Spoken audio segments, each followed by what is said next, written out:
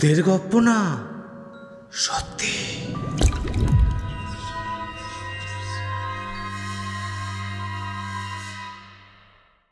আজকের গল্প রাতের হাসপাতাল, দ্বিতীয় অধ্যায়।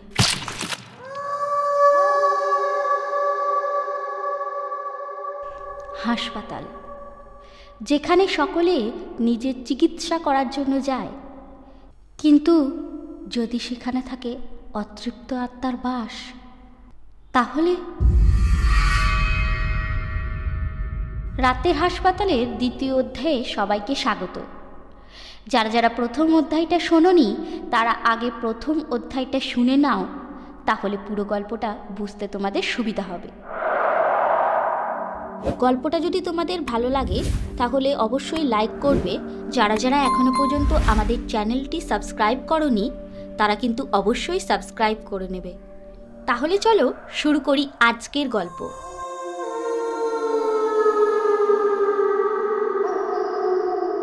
সায়ন যখন তন্ময়কে ফোনে তাদের গ্রামের এই হাসপাতালটা সম্বন্ধে সমস্ত কিছু খুলে বলে এবং তন্ময় তা শুনে যখন তাদের গ্রামের উদ্দেশ্যে রওনা দেয়, তার কিছুক্ষণ পর থেকেই তন্ময়ের শরীরের অবস্থা একটু একটু করে খারাপ হতে শুরু করে।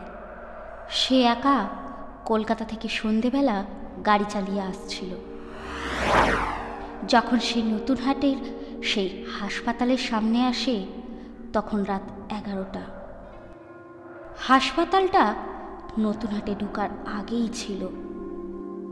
তন্ময় দেখে সেই হাসপাতালের একতলায় একটা টিউবলাইট জ্বলছে, আর 2 এবং 3 তলায় বেশ অন্ধকার। তখনই তার চোখ যায় সেই হাসপাতালের ছাদে। সায়ন বলেছিল 6টার পর কেউ এখানে থাকে না, তাহলে এটা কি? তন্ময় দেখে সেই হাসপাতালের ছাদের একদম ধারে একটি মহিলা সাদা শাড়ি পরে সেখান থেকে ঝাঁপ দেওয়ার চেষ্টা করছে। তন্ময় সজোরে গাড়ি ব্রেক মারে এবং গাড়ি থেকে বেরিয়ে দৌড়ে যায় সেই হাসপাতালের সামনে, যেখান থেকে সেই মহিলাটা ঝাঁপ মারছিল। তার ঠিক নিচে তন্ময় আসতেই, কি করছেন? দাঁড়ান, ঝাঁপ দেবেন না, দাঁড়ান, ঝাঁপ দেবেন না। তন্ময়ের চোখের সামনে সেই মহিলাটি ঝাঁপ দেয়। তন্ময় দেখছিল ওই মহিলাটি ছাদ দিয়ে মাটিতে পড়ছে। হঠাৎ সেই মহিলাটি তার চোখের সামনে শূন্যেই উধাও হয়ে যায়। তন্ময় স্তব্ধ হয়ে দাঁড়িয়ে থাকে। সে নিজের চোখকে বিশ্বাস করতে পারছিল না যে সে যেটা এক্ষুনি দেখল সেটা কি আদেও সত্যি।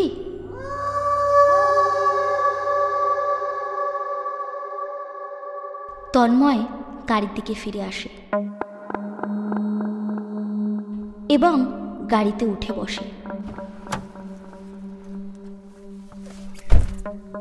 কিছুক্ষণ পর সে গাড়ি চালাতে যাবে, এমন সময় সে গাড়ির লুকিং গ্লাসে দেখে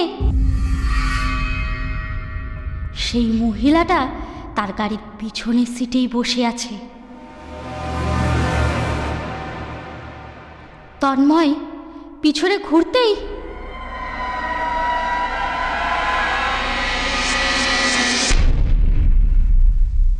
কিছুই নেই পিছনে। তন্ময় গাড়ি চালিয়ে সায়নের বাড়ি এসে পৌঁছায়। সায়নকে সে এই ব্যাপারে কিছুই জানায় না, শুধু সে বলে পরের দিন মানে সোমবার 6টার পর যাবে সেই হাসপাতালে পর্যবেক্ষণের জন্য। তন্ময় অল্প পরিমাণে খাবার খেয়ে শুয়ে পড়ে, কিন্তু তার কিছুতেই ঘুম আসছিল না। তার বারবার সেই হাসপাতালের মহিলাটির কথা মনে পড়ছিল। তন্ময় ঘড়ির দিকে তাকিয়ে দেখে ঘড়িতে 12:45।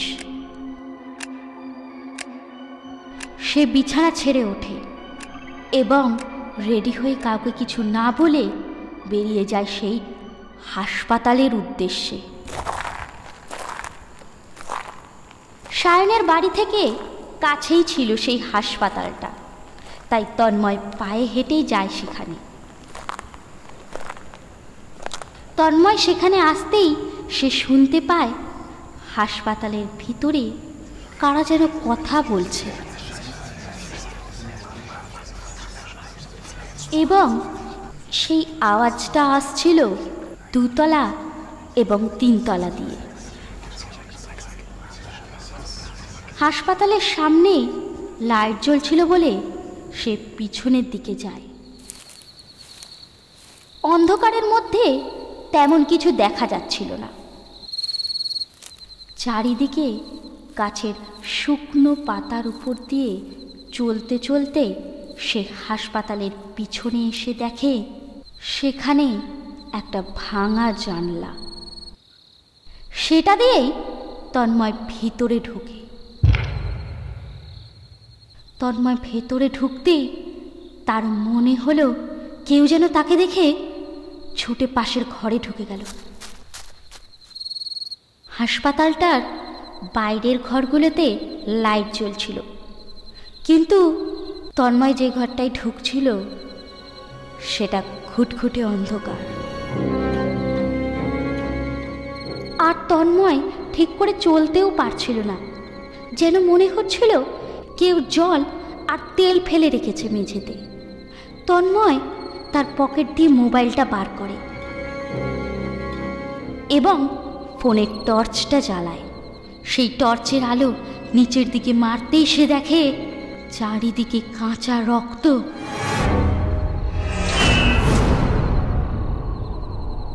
এবং সেটা গড়িয়ে পড়ছে তন্ময় যে জানলা দিয়ে ঢুকেছিল সেটারই পাঁচিল দিয়ে।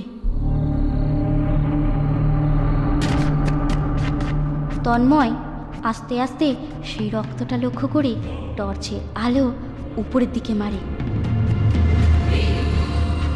একদম ছাদে যখন তার টর্চের আলো পৌঁছায় সে দেখে একটা মহিলা সেই ছাদের মধ্যে অদ্ভুতভাবে ঝুলছে। তার চুলটা সামনের দিকে এবং মুখ দিয়ে অনবরত রক্ত ঝরছে। সেই রক্তেই এই মেঝেটা রক্তে ভরে গেছিল। হঠাৎ তখনই তন্ময়ের মোবাইলের আলোটা বন্ধ হয়ে যায় আর কে যেন এসে তন্ময়কে জোরে ধাক্কা মারে। তন্ময় মাটিতে পড়ে যায়। কোনো রকমে তন্ময় টর্চ জ্বালিয়ে সেই দিকে মারতেই দেখে সেখানে আর কেউ নেই এবং মেঝেতেও রক্তটা উধাও হয়ে যায়। তন্ময় বুঝতে পারে আজকের রাতটা তার কাছে মোটেই সহজ হবে না। এবারে সে শুনতে পায় কে যেন লিফটে উঠল। তন্ময় দৌড়ে গিয়ে দেখে লিফটটা নিচের দিকে নামছে। সে দেখে লিফটটা আপার বেসমেন্টে গিয়ে দাঁড়িয়ে গেল।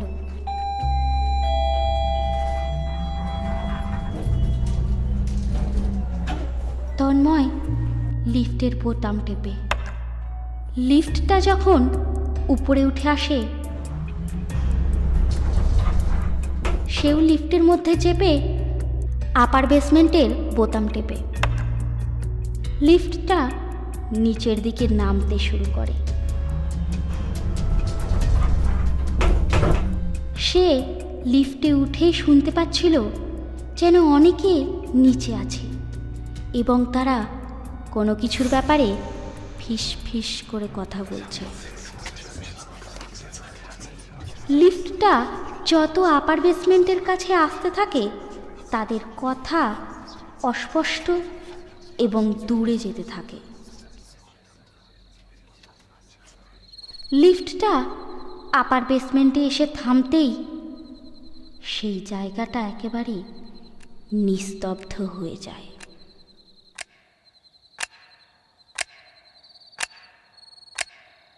এবং তার হাতে যে ঘড়িটা ছিল সেই ঘড়িটার কাঁটার শব্দও সে পাচ্ছিল। তখন ঘড়িতে সময় 3:15। সে লিফট থেকে বেরিয়ে আসে এবং চারিদিকে ঘুরে দেখে। সে দেখে এখন যেখানে সে দাঁড়িয়ে আছে এটা হলো একটা মৃতদেহ রাখার জায়গা।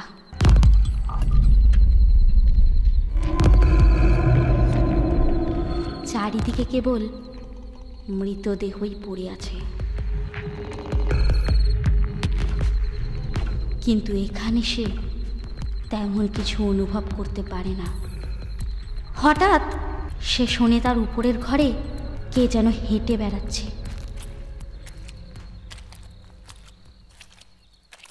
এবং তন্ময়ের কানে আসে একটা নাম, তন্ময়। তন্ময়। তন্ময় সেখান থেকে বেরিয়ে লিফটে ওঠে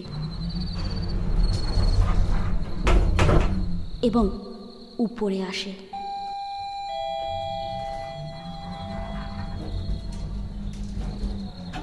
যেখান থেকে সেই হাসপাতালে ঢুকেছিল সেখানে আসতেই সে দেখে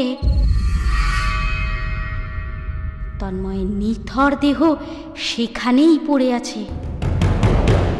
তন্ময় লক্ষ্য করে তার হাতে যে ঘড়িটা আছে সেটাতে এখন সময় 3:30, কিন্তু সে যাকে দেখছে তার ঘড়িতে সময় রাত 3টে।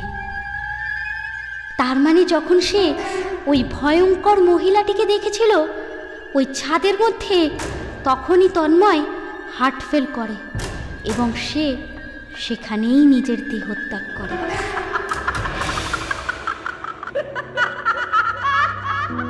এখানেই শেষ হলো রাতের হাসপাতালের 2য় অধ্যায়। আশা করছি তোমাদের এই গল্পটা পছন্দ হয়েছে। তাহলে লাইক আর কমেন্ট কিন্তু অবশ্যই করো। আর যারা যারা এখনো পর্যন্ত সাবস্ক্রাইব করোনি তারা কিন্তু অবশ্যই সাবস্ক্রাইব করে যেও।